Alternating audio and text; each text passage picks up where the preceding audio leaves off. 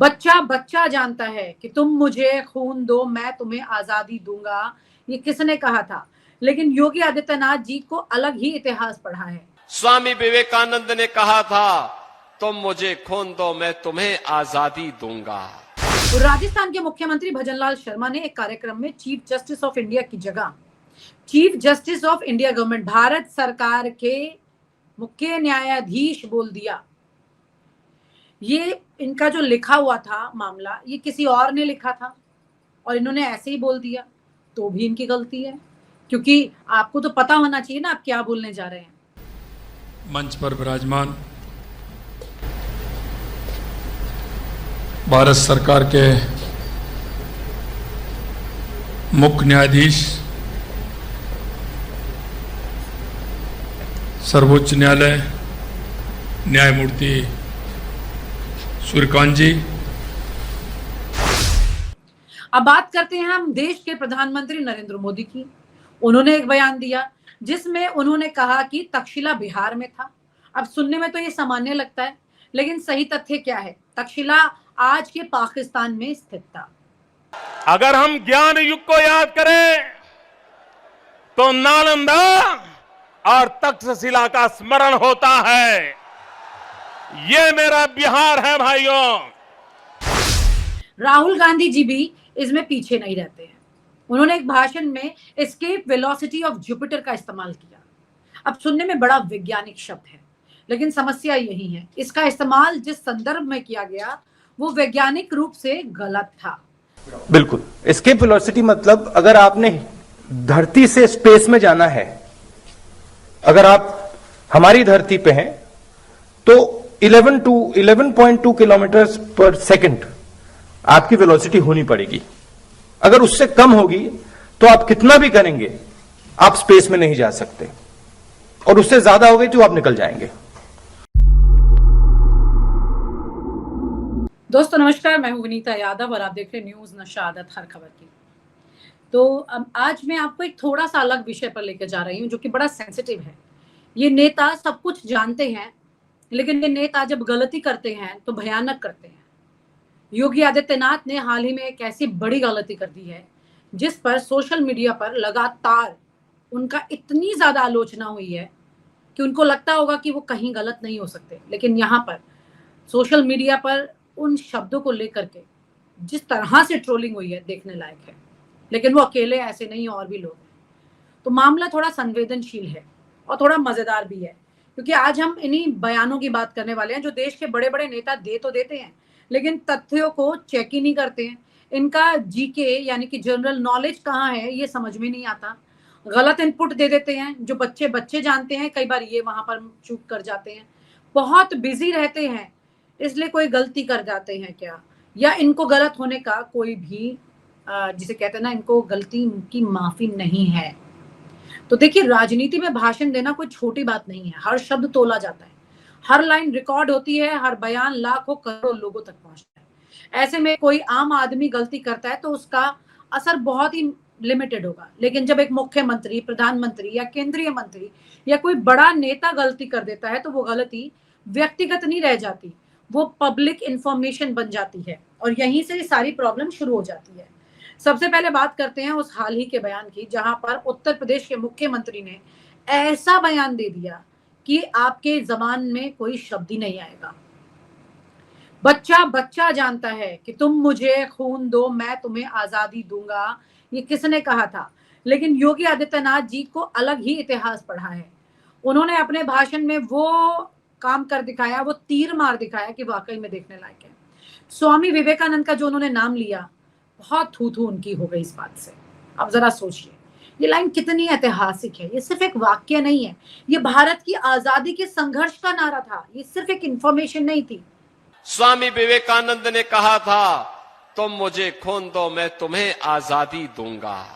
तो अब चलते हैं दूसरे उस परिस्थिति की तरफ जहां पर हाल ही में एक मुख्यमंत्री ने वो बात कह दी कि मतलब हैरानी होती है। दरअसल इन मुख्यमंत्रियों के अंदर में बड़े पढ़े लिखे आईएएस आईपीएस अधिकारी होते हैं जो कि एक ऐसे एग्जाम को पास करके आते हैं जहां पर हर चीज की नॉलेज कई गुना, मतलब मेधावी छात्र जो होते हैं वो निकल के इसमें आते हैं।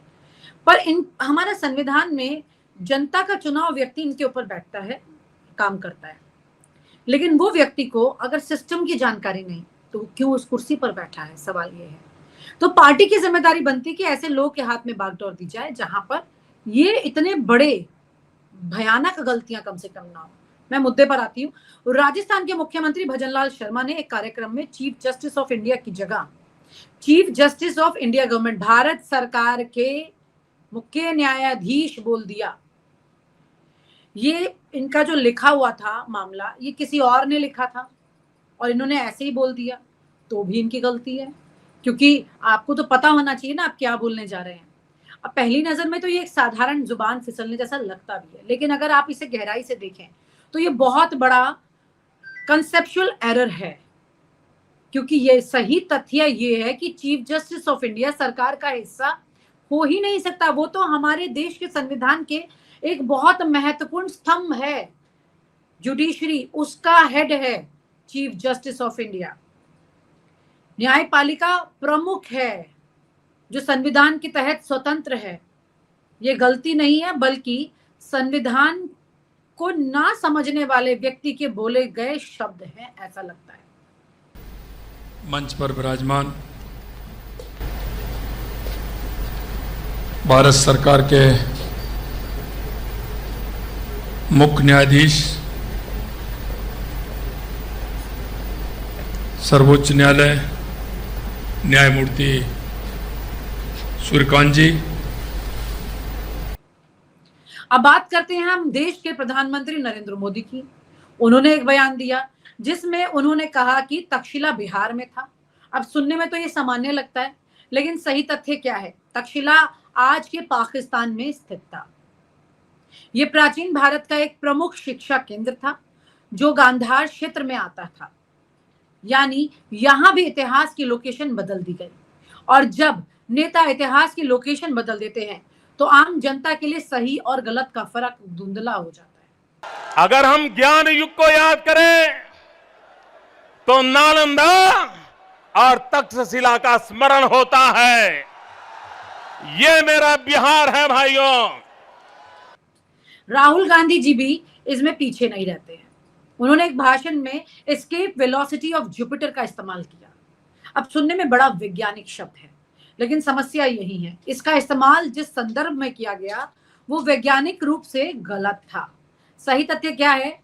एस्केप वेलोसिटी का मतलब होता है किसी ग्रह के गुरुत्वाकर्षण से बाहर निकलने की न्यूनतम गति। इसका राजनीतिक या सामाजिक संदर्भ में बिना समझ के इस्तेमाल कर दिया गया। लोगों को भ्रमित करता है ये शब्द इस तरह से। ये दिखाता है कि शब्दों के चयन में सावधानी बरतनी है। राहुल गांधी ने यहाँ पर इस शब्द का इस्तेमाल तो किया अपनी सोच से, लेकिन वो सही जगह नहीं था। एक एरोनॉटिक्स में एक एस्केप वेलोसिटी का कॉन्सेप्ट होता है। मालूम है आपको इस कॉन्सेप्ट के बारे में? क्या होता है ये बताएंगे जरा।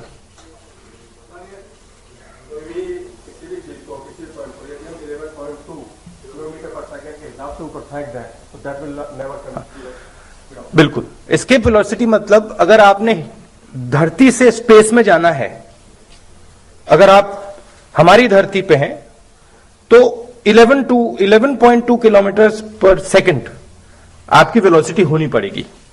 अगर उससे कम होगी तो आप कितना भी करेंगे आप स्पेस में नहीं जा सकते, और उससे ज्यादा हो गई तो आप निकल जाएंगे।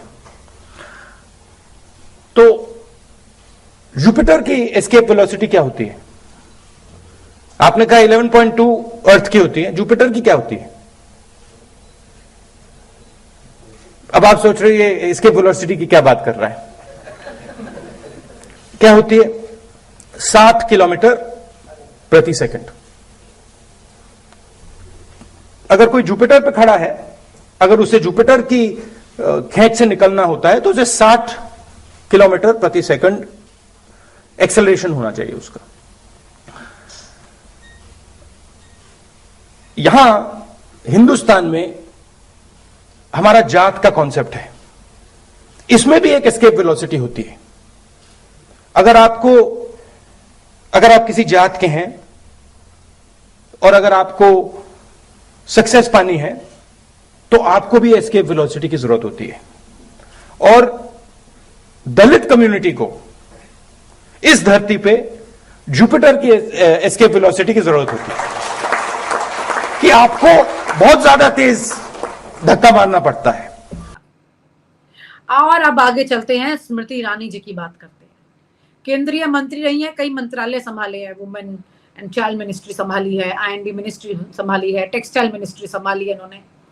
और लोग कहते हैं कि भाई ठीक है, इन्होंने भले ही पढ़ाई पूरी ना की हो लेकिन कई भाषाओं का ज्ञान इन्हें है, बहुत जानकारी इन्हें है। जिसमें इन्होंने क्या कहा था, उन्होंने कहा कि उन्होंने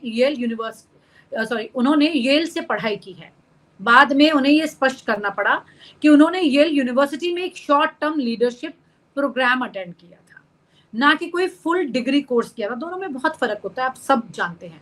आज की जनरेशन ये जानती है कि भाई फुल डिग्री कोर्स क्या होता है और प्रॉपर यूनिवर्सिटी की डिग्री क्या होता है।